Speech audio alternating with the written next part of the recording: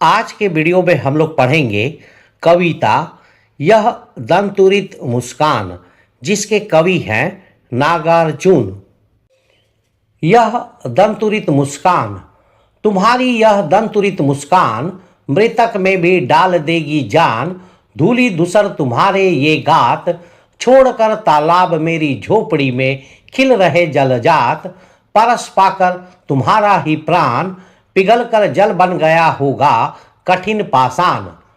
तुम्हारी यह दंतुरित मुस्कान, दंतुरित का अर्थ होता है छोटे शिशु के नए दूध के दांत, मिल्क टीथ। मृतक में भी डाल देगी जान। मृतक मतलब मरा हुआ व्यक्ति, जिसकी मौत हो गई हो, मृत्यु हो गई हो। यहाँ पर मृतक का मतलब है उदास या दुखी व्यक्ति। जैसे हम लोग कहते हैं कि अरे क्या मरा मरा सा व्यवहार कर रहे हो, एकदम मरे मरे लग रहे हो। इसका मतलब क्या होता है कि बहुत दुखी दिख रहे हो, बहुत उदास दिख रहे हो। तो तुम्हारी यह दंतुरित मुस्कान मृतक में भी डाल देगी जान। कवि कह रहे हैं एक छोटे शिशु को जो कि मुस्कुरा रहा है और उसके छोटे छोटे दांत दिख रहे हैं, दूध के दांत दिख रहे हैं। तो कवि को यह मुस्कान बहुत प्यारा लग रहा है, मनमोहक लग रहा है। और कवि कहते हैं कि तुम्हारी यह जो मुस्कान है इतनी सुंदर है, इतनी मोहक है कि यह उदास से उदास, दुखी से दुखी व्यक्ति में भी खुशी भर सकती है, हर्ष भर सकती है। धूली धूसर तुम्हारे ये गात, छोड़कर तालाब मेरी झोपड़ी में खिल रहे जलजात। धूली धूसर मतलब धूल से भरे हुए, धूल से सने हुए। गात मतलब शरीर, बॉडी। धूली धूसर तुम्हारे ये गात मतलब ये तुम्हारा जो बॉडी है, शरीर है। बच्चे के बारे में कह रहे हैं कि यह जो बच्चा धूल में खेल रहा है, मिट्टी में खेल रहा है, और इसका पूरा बदन जो मिट्टी और धूल से भर गया है। छोड़कर तालाब मेरी झोपड़ी में खिल रहे जलजात। जलजात मतलब जो जल में जन्म लिया हो, अर्थात यहाँ पर कमल, जल में जन्म लेने वाला फूल कमल। तो वह धूल से भरा हुआ बच्चा जो कि मिट्टी में खेल रहा है, उसका पूरा शरीर धूल धूल से भर गया है, परंतु वह कमल के फूल के समान सुंदर लग रहा है, वह जलजात लग रहा है। और कवि कहते हैं कि वह इतना सुंदर लग रहा है कि ऐसा प्रतीत हो रहा है कि कवि के छोटी सी झोपड़ी में, उस गरीब की कुटिया में कमल का फूल आ गया हो। मतलब धूल भरे मिट्टी में खेलता हुआ बालक भी इतना सुंदर लग रहा है कि कवि को लग रहा है कि उसकी छोटी मोटी टूटी फूटी झोपड़ी में भी कोई कमल का फूल खिल गया हो। परस पाकर तुम्हारा ही प्राण, पिघल कर जल बन गया होगा कठिन पाषाण। परस मतलब छूना, परस पाकर तुम्हारा ही प्राण, छूकर तुम्हारे प्राण को, अर्थात बच्चे को, प्राण मतलब बच्चा, तो बच्चे को छूकर ही ऐसा लगता है पिघल कर जल बन गया होगा कठिन पाषाण। कठिन पाषाण मतलब कठोर पत्थर, हार्ड स्टोन। यहाँ पर इसका मतलब है कठोर दिल। तो कवि महोदय कहते हैं कि तुमको छूकर ही ऐसा लगता है कि कठोर पत्थर भी जल के समान पिघल जाएगा, अर्थात कठोर दिल वाला व्यक्ति भी तुमको छूने से ही उसमें खुशी आ जाती है, हर्ष आ जाता है, उल्लास आ जाता है, उसका कठोर दिल भी पिघल जाता है। छू गया तुमसे कि झरने लग पड़े शेफालिका के फूल। शेफालिका मतलब सुगंध भरे छोटे छोटे सफेद फूल। बांस था कि बबूल, बांस का मतलब एक सख्त पेड़, हार्ड पेड़। बबूल मतलब कांटेदार पेड़। छू गया तुमसे कि झड़ने लग पड़े शेफालिका के फूल, बांस था कि बबूल। कवि नागार्जुन कहते हैं कि तुमको छूने से ही ऐसा लगा जैसे शेफालिका के सुंदर सुंदर छोटे छोटे सफेद फूल जो कि सुगंध से भरे हुए हैं, झरने लग पड़े हैं, गिरने लगे हैं, बरसने लगे हैं। बांस था कि बबूल, मेरा हृदय, मेरा दिल जो बांस जैसा सख्त था, बबूल जैसा कांटेदार था, तुम्हारे छूने से या तुमको छूने से ऐसा लग रहा है कि सुंदर सुंदर छोटे छोटे सफेद फूल जो कि सुगंधित हैं, खुशबू भरे हुए हैं, झरने लग रहे हैं, गिरने लग रहे हैं, बरसने लग रहे हैं। तुम मुझे पाए नहीं पहचान, देखते ही रहोगे अनिमेष। अनिमेष मतलब लगातार, एक टक देखना। तुम मुझे पाए नहीं पहचान। कवि जो है बच्चे से कह रहे हैं कि तुम तो मुझे पहचान नहीं पाए। यहाँ पर क्या मतलब है? यहाँ पर मतलब है कि कवि जो है बहुत दिनों से उस घर में नहीं थे और वो बहुत दिन के बाद उस घर में आए हैं, जो कि उस बच्चे के पिता भी हैं, और इस कारण से बच्चा अपने पिता को पहचान नहीं पा रहा है। देखते ही रहोगे अनिमेष, और इस कारण से वह बच्चा लगातार अपने पिता को, कवि को देख रहा है। तुम मुझे पाए नहीं पहचान, देखते ही रहोगे अनिमेष। तुम मुझे पहचान नहीं पा रहे हो और इस कारण से तुम लगातार मुझको देख रहे हो। थक गए हो आंख लूं मैं फेर। थक गए हो मतलब क्या तुम थक गए हो जो तुम मुझे लगातार एक टक देख रहे हो और पहचानने की कोशिश कर रहे हो?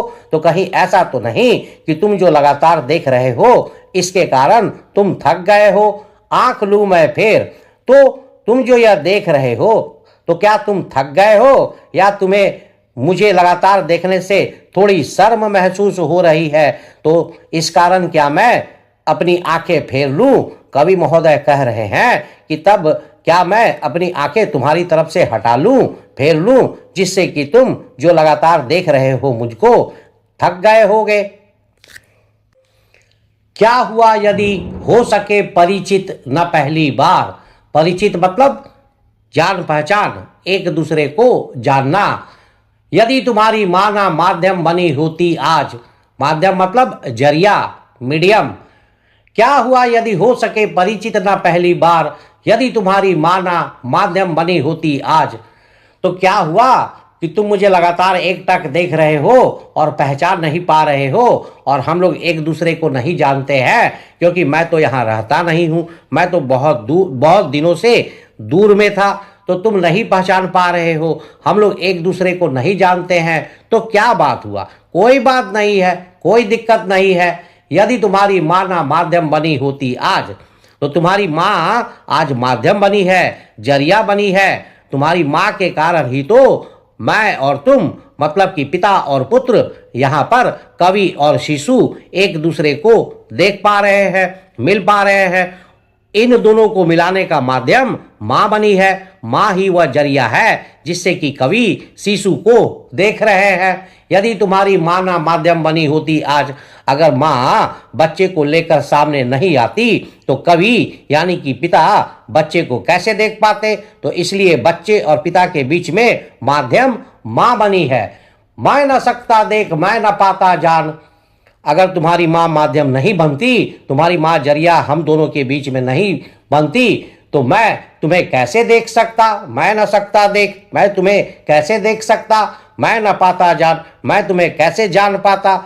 मैं तुम्हें कैसे पहचान पाता, कैसे देख सकता? तो तुम्हारी माँ ही तो माध्यम बनी है, वही तो तुमको लेकर के आई, और इस कारण से हम तुमको देख पा रहे हैं, जान पा रहे हैं। तुम्हारी यह दंतुरित मुस्कान, और तुम्हारी यह जो दंतुरित मुस्कान है, जो तुम्हारे छोटे छोटे दूध वाले दांत आए हैं और तुम जो इन दांतों को दिखाकर हंस रहे हो, मुस्कुरा रहे हो, कितना अच्छा लग रहा है। तो यह मुस्कान, यह दंतुरित मुस्कान मैं कैसे देख पाता? तुम्हारी माँ ही तो लेकर के आई, इसी कारण तो मैं देख पा रहा हूँ। तुम्हारी माँ ही तो माध्यम बनी है। धन्य तुम माँ भी तुम्हारी धन्य।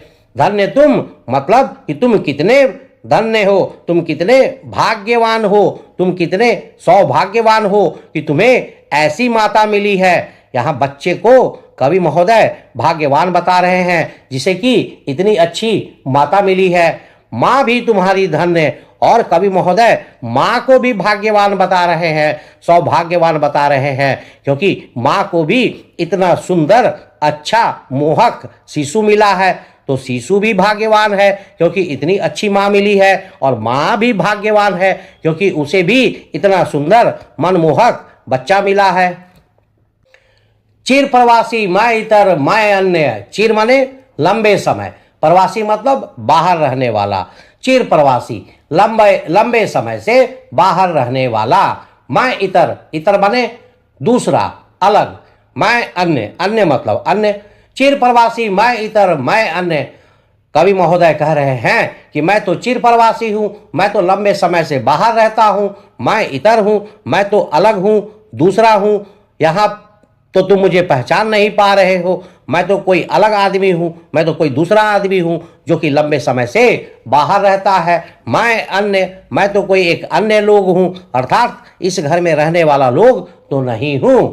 इस अतिथि से प्रिय तुम्हारा क्या रहा संपर्क, मैं तो मेहमान हूं, बाहर रहता हूं, तो मेरे जैसे अतिथि से प्रिय, प्रिय मतलब बच्चा, तो मेरे जैसे मेहमान से हे बालक तुम्हारा क्या रहा संपर्क, तुम्हारा तो कोई संपर्क था नहीं, तुम तो मुझे जानते नहीं हो। चिर प्रवासी मैं इतर मैं अन्य, इस अतिथि से प्रिय तुम्हारा क्या रहा संपर्क, चूंकि मैं लंबे समय से बाहर रहा था इसलिए तुम मुझे पहचान नहीं पा रहे हो, कोई परिचय नहीं है और इस कारण से ही तुम्हारा कोई संपर्क मुझसे नहीं है, कोई जान पहचान नहीं है। उंगलियां मां की कराती रही है मधुपर्क, मधुपर्क मतलब मधु वाला भोजन, मीठा भोजन, दूध वाला भोजन, शहद वाला भोजन, हनी वाला भोजन, मधुपर्क भोजन कराना। तो उंगलियां मां की कराती रही है मधुपर्क। तो छोटे बच्चे को मां क्या करती है, उंगली में थोड़ा सा शहद, थोड़ा सा हनी, थोड़ा सा मधु लगाकर उसके मुंह में चटा देती है, थोड़ा सा मुंह में लगा देती है और बच्चा चट चट करके चाट लेता है। देखते तुम इधर कनखी मार, और तुम जो है कनखी मार के मतलब चुपके से तिरछी नजर से मुझे देख रहे हो। तुम्हारी माँ तुमको भोजन करा रही है, उंगलियों से मीठा मीठा शहद या कोई मीठा भोजन करा रही है और तुम चुपके चुपके कनखियों से तिरछी नजर से मुझे देख रहे हो। और होती जबकि आंखें चार, और इस तरह से हम दोनों की आंखें चार होती है, हम दोनों एक दूसरे को देखते हैं, कवि देखते हैं, बच्चा देखता है, दोनों की आंखें मिलकर चार हो जाती है।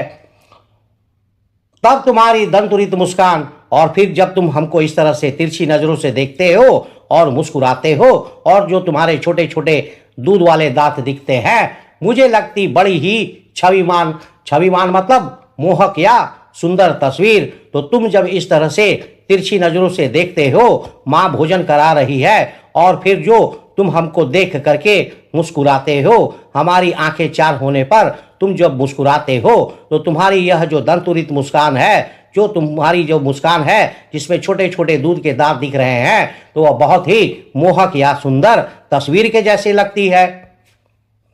कवि नागार्जुन।